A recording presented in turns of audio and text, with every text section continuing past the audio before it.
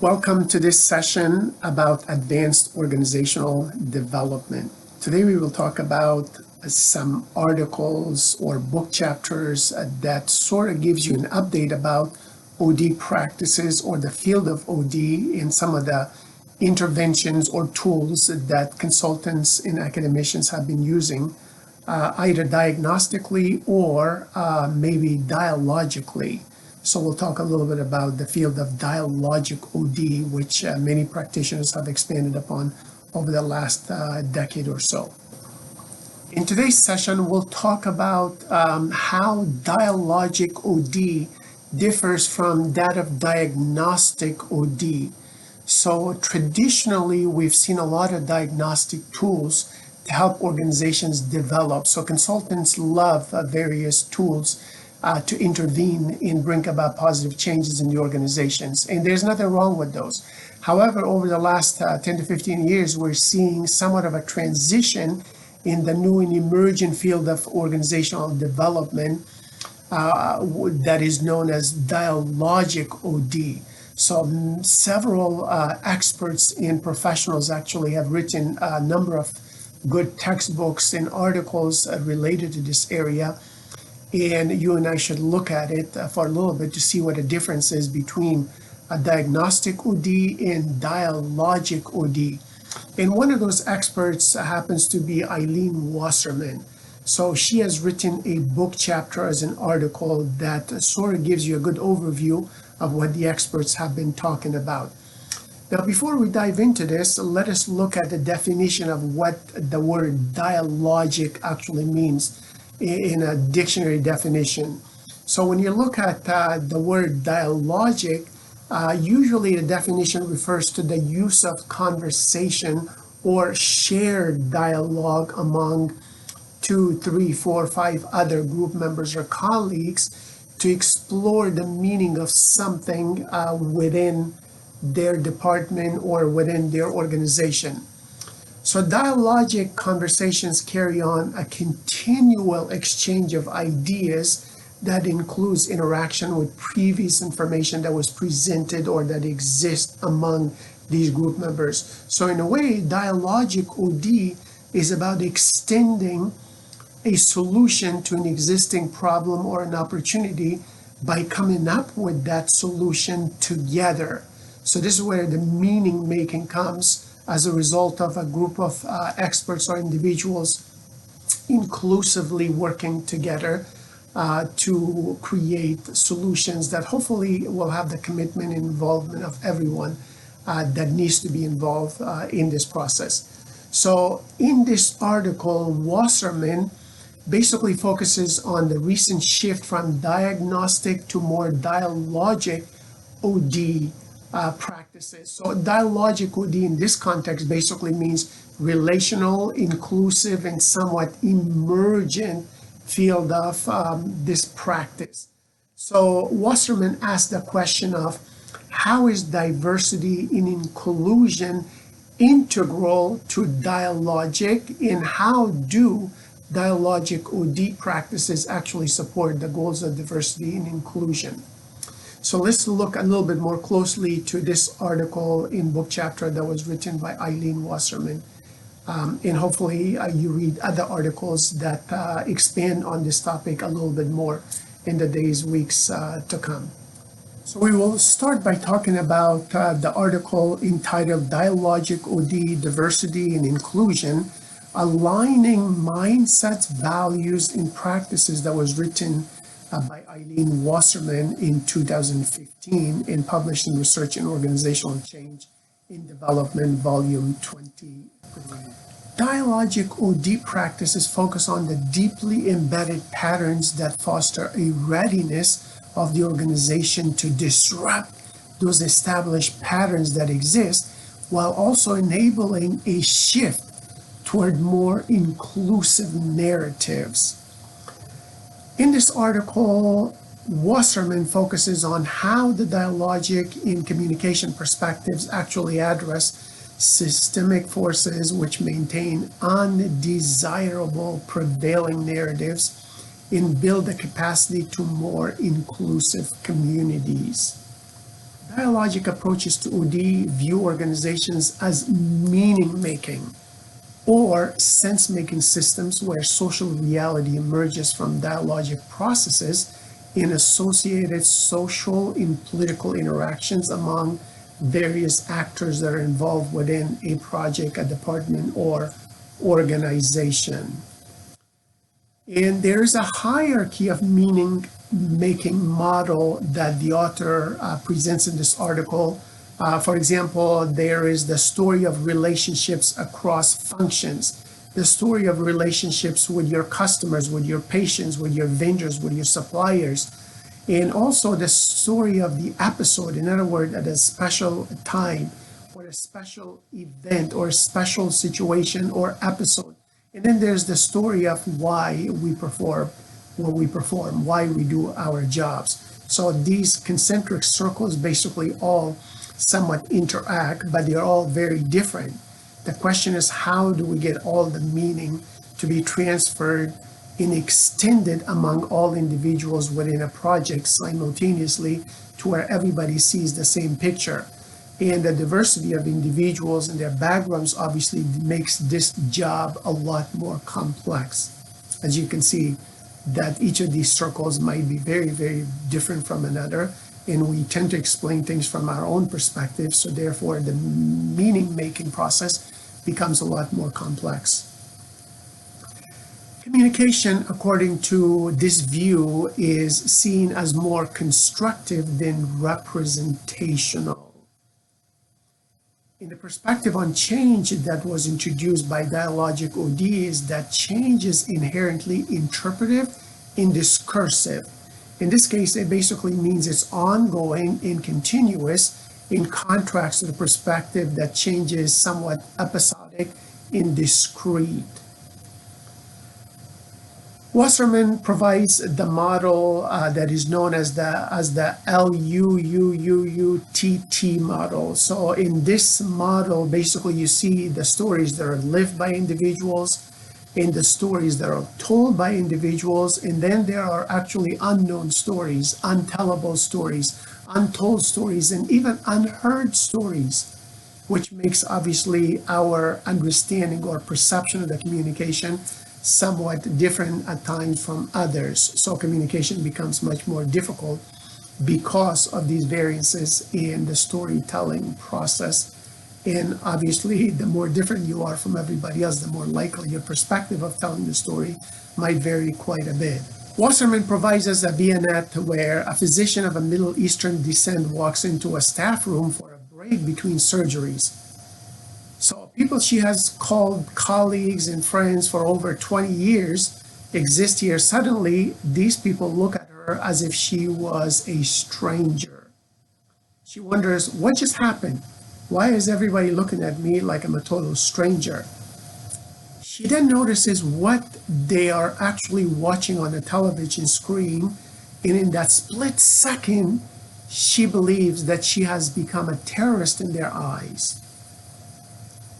So think about the reality of this episode that this medical professional is going through, working with the colleagues for over 20 years. All of a sudden, in a split moment, they see her as a very different individual, at least in their minds, not necessarily always saying it out loud, but actually perceiving her as somebody different than what she has been over the last 20 years, simply because of the situation that is going on somewhere else, but they're watching it in real time on television. So the vignette described is actually a very simple example of how we as human beings make meaning of our relationships in that can shift from one moment to the next. The process of creating coherence and coordinating meaning with others has become increasingly complex over the past 4 or 5 decades as more and more dimensions of differences exist in our workforce. And those differences could be based on race, gender, culture, nationality, ethnic differences, generational, sexual orientation differences, different abilities, functions in different levels, as well as in hierarchy, different position influences people very differently. So overall, all these differences are actually part of our daily life and our work, as well as in our communities where you and I work and live in. Overall, significant shifts have occurred in diversity practices and leadership within our organizations. These shifts tend to alter and in some cases expand the framing of how we define what is meant by the term diversity, the related practices of inclusion, and the implications of what actually it means to leverage differences in the process of relating in the public space. So we tend to define diversity very differently from our own perspectives, our own background. So oftentimes, as a male, I might think about diversity being about men and women. On the other hand, if I am a minority of a different religion, different skin color, I may associate diversity with skin color. So, or religion in that manner. Or if I have a disability, I might think about it about ADA and disabilities that exist in our society. So we tend to view diversity very differently because of different lenses that we bring into the workplace as individual members or workers. We know that change is a constant. We're all dealing with it every single day. You've been dealing with it since you were born. We know that change is emergent and also unfolding in real time. And this year and this past year has been obviously more challenging because of COVID-19 pandemic, and all of a sudden organizations and employees had to deal with a lot of changes and do it suddenly in order to keep themselves safe, their colleagues safe, their family members safe, and obviously to continue their jobs in some cases. So discourse and discursive processes from a social constructionist perspective are what constructs our social reality in our organizational life, rather than merely representing, reporting, or reflecting what is, according to Wasserman in this article. Ultimately, changing the existing dominant discourse is what actually creates narratives and perspectives that could actually unleash new ways of thinking, new ways of acting, and new ways of engaging ourselves and our colleagues in the conversation, thereby supporting change at the organization. Two of the main authors with regards to Dialogic OD are Bushy and Marshak. They conclude that organizations change by changing the everyday conversations in organizational discourse. So according to Wasserman, interventions therefore focus on creating spaces where organizational members come together to share their understanding of the multiple social realities and to create alignment for decisions and actions that we take individually as part of our department colleagues. According to Bushy and Marshak, Dialogic OD focuses on changing the collective meaning making, which guides behavioral changes in all of us as individual employees and members of our departments in work projects. And if you look at the idea behind diversity, EEO laws, affirmative action laws, or concepts in inclusion, our understanding seems to vary quite a bit from person to person from time to time as well. So the more we understand and read about these concepts, the more we have shared meaning with other experts in the field as well. So think about equal employment opportunities laws that came about in the United States during the 1960s by the US Congress and President, because they wanted to obviously eliminate some of the Jim Crow laws or the overt as well as covert discrimination that used to take place based on gender and skin color in our cities throughout the United States. Now, affirmative action is very different from the EEO laws, right? So in this case, the more you read about it, the more you see that neither EEO laws nor affirmative action practices or concepts ever said that we need to promote somebody who's not qualified for the position. This concept basically is trying to provide equity and equality when it comes to hiring practices, when it comes to promotional practices. And the concept of diversity basically says the same thing. So it does not tell you or require you to promote or hire a person of a different gender or skin color or different religion as a token person per se. But it basically is telling us that we need to diversify our workforce so it can be representative of the geographic population where we work and live in. In other words, we don't want to basically screen out individuals who are different from us when they're applying. So, but the concept of EEO, affirmative action, diversity, never ever has said that you need to promote somebody who's not qualified for the position. However, sometimes the concept basically encourages you among 4 or 5 individuals who are equally qualified and all meet the threshold of your qualification, you choose the person who is underrepresented in your organization. So that is basically giving a preference to a person who's already qualified, but you're trying to obviously take advantage of diversity in multiple perspectives to make your department, your organization a little bit better. Now, inclusion is obviously very different from diversity, from affirmative action, or from EEO laws.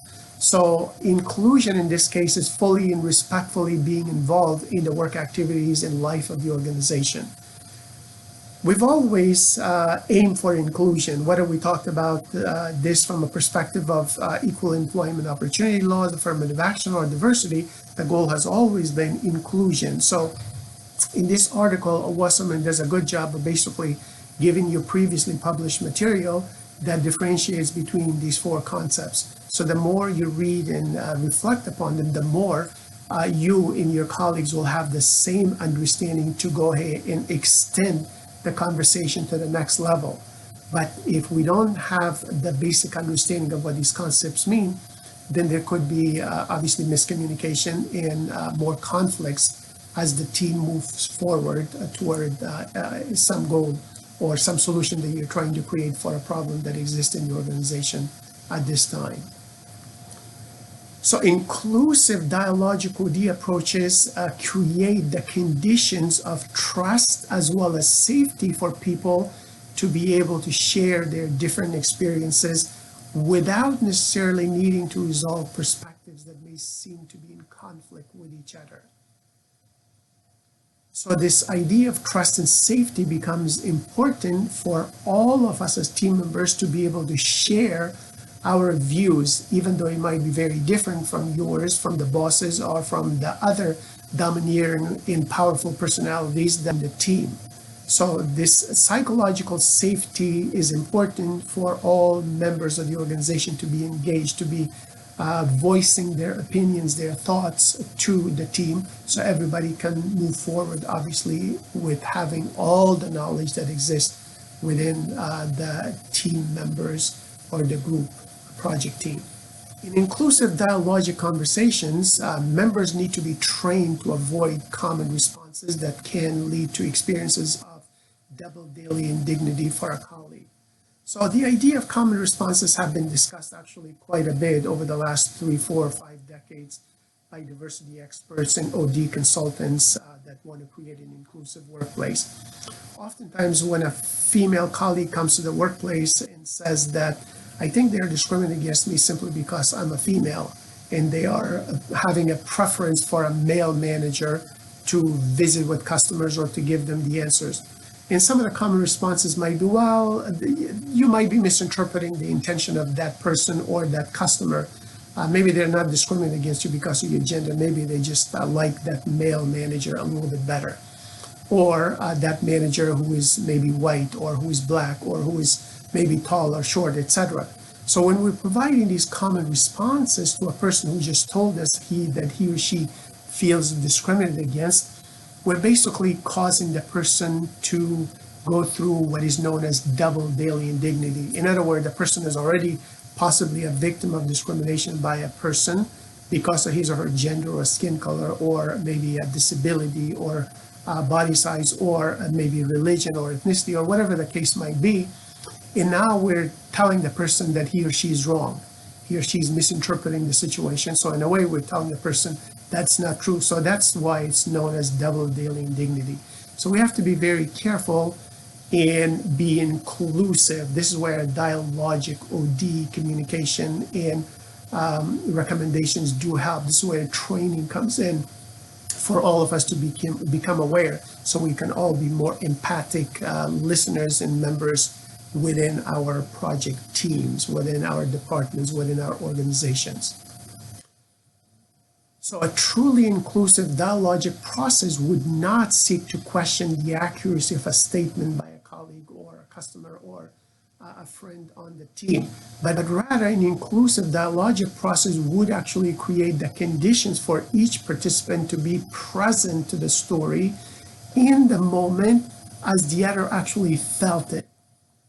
So this is where, as Dr. Stephen Covey would say, you seek first to understand based on empathic listening skills, and then, if necessary, seek to be understood.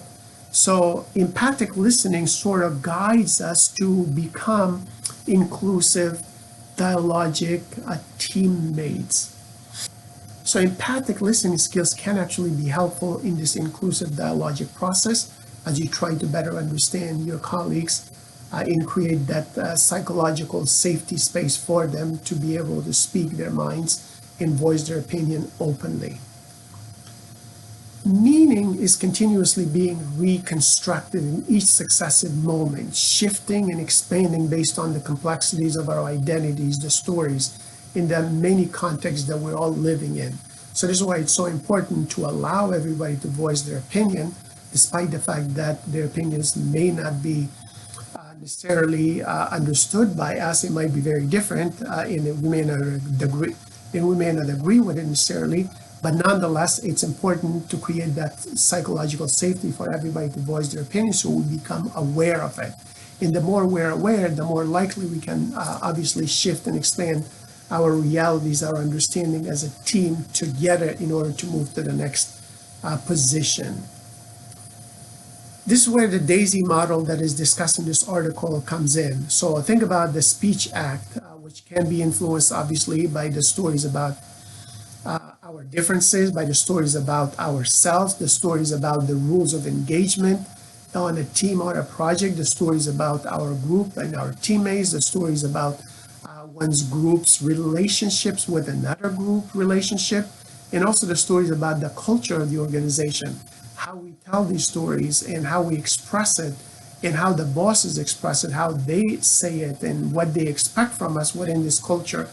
Obviously, all of this influences the speech that you give or the story that you tell to your colleagues and to yourself, and about when to open your mouth and voice your thoughts and opinions, and when to stay quiet and shut up because the environment may not be as safe for you as perceived by you.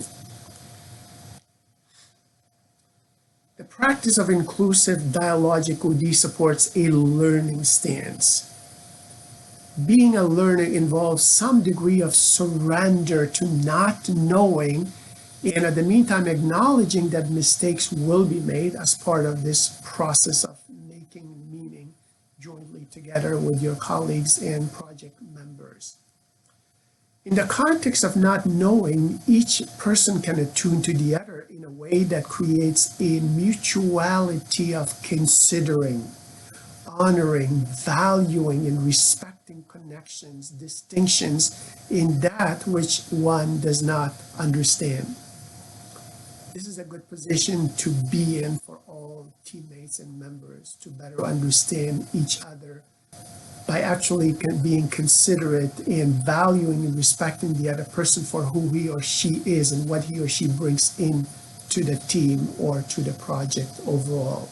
We need to keep in mind that dialogic OD processes do move our field toward a more inclusive process in that they embrace multiple perspectives while also inviting all members of the team or our system to the conversation.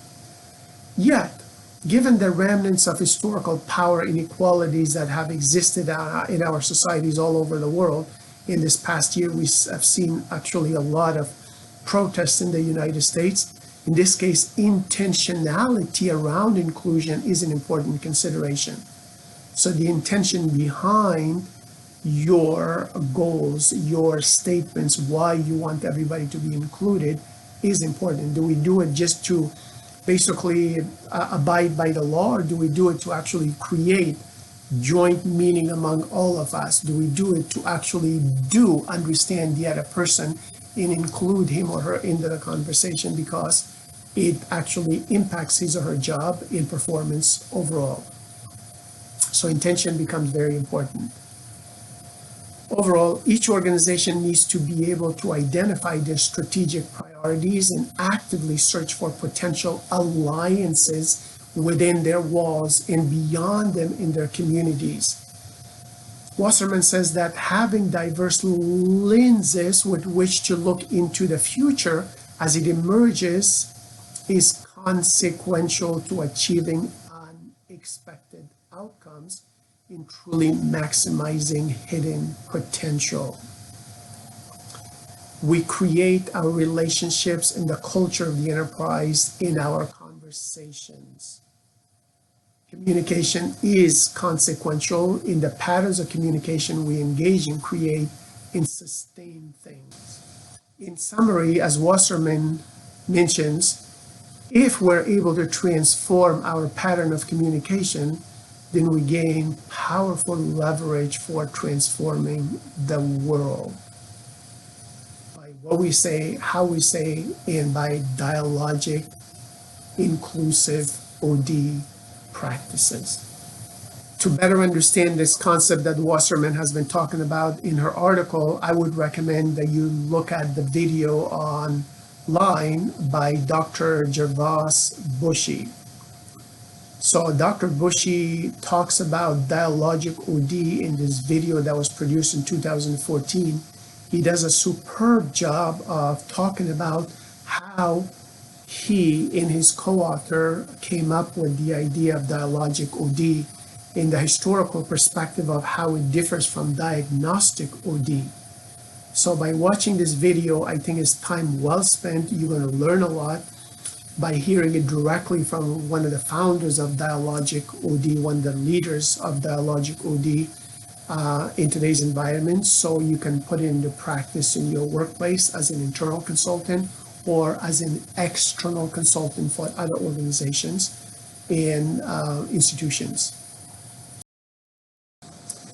So there are many classic and recently published journal articles and book chapters about dialogic OD and OD concepts in other areas that you should be reading to keep up with the field and also to expand your own horizon of different perspectives and practices, intervention techniques, and tools to bring about positive changes in organizations. So reading these journal articles can be a good way of staying updated.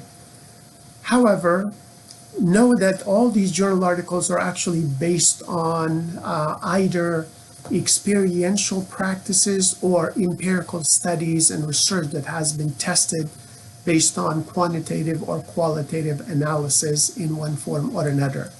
Most journal articles go through a peer review of blind reviewers. So in these cases, usually you have 2 to 5 blind reviewers that review an article to determine whether it should be published in a journal or not. So other experts have already reviewed it, and they seem that to think that there is some value for this article to be published by managers applying this material or researchers and students actually benefiting from the model, from the discussion, from the wording, in the way the author or authors have described the material. In universities, usually as master students, as doctoral students, as faculty members and professors and researchers, we have to be involved in academic or scientific research in one form or another.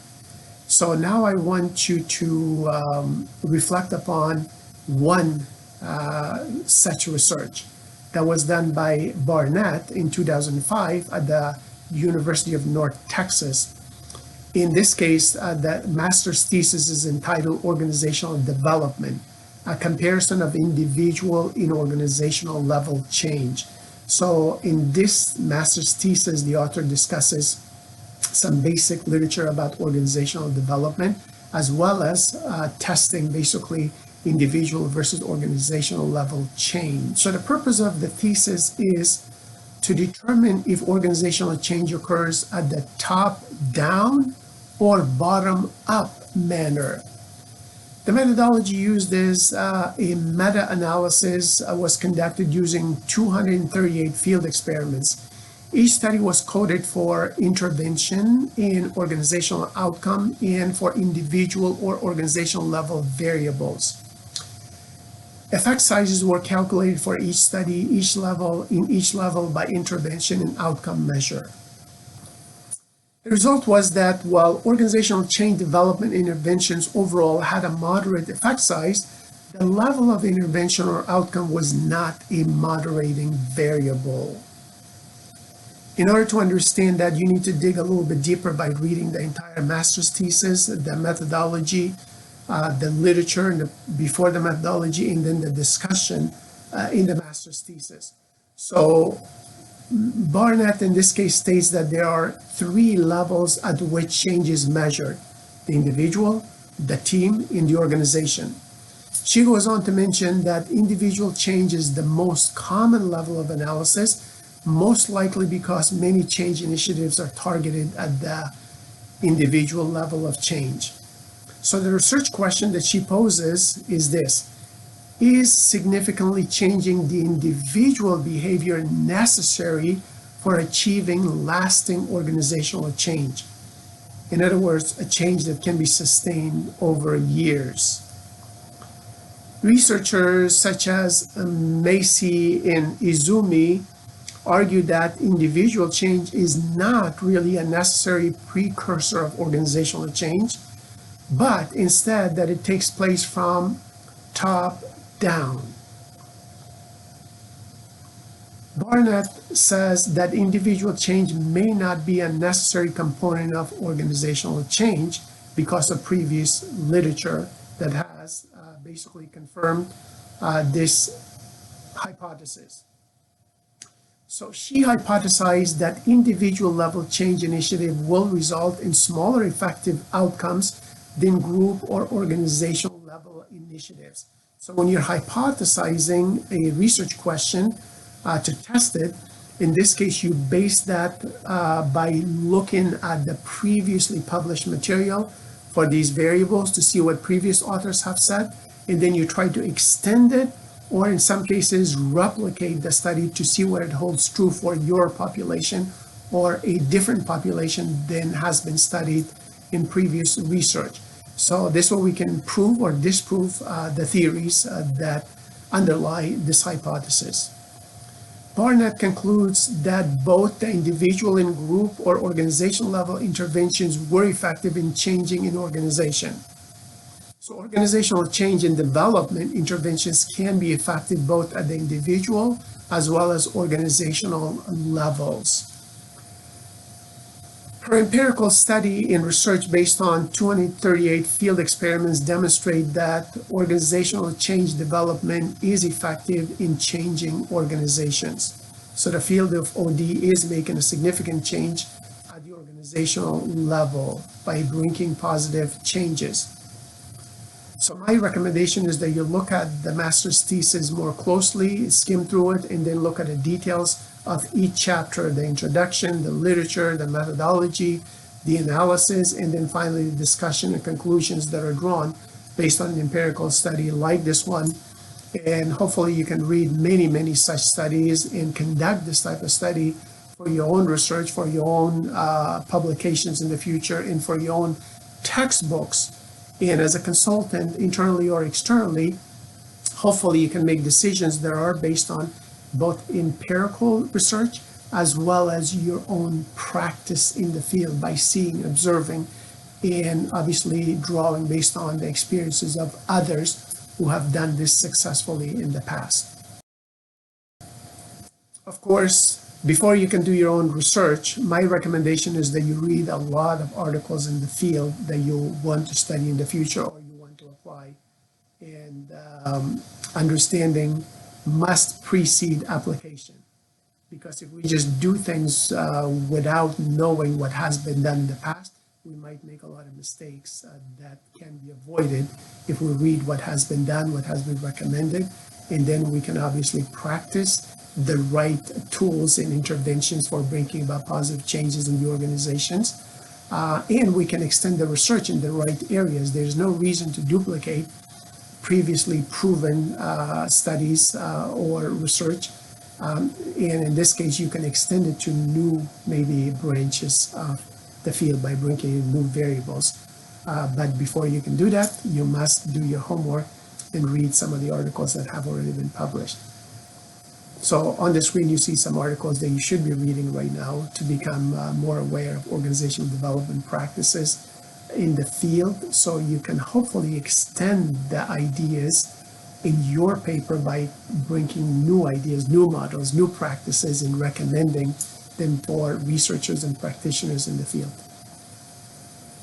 Good luck with your readings. In summary of at least one academic journal article for this course that is related to a topic of organization development and change management that you're passionate about, interested about, and something that you can hopefully become an expert on during the next 2 to 3 weeks as you're working on these projects.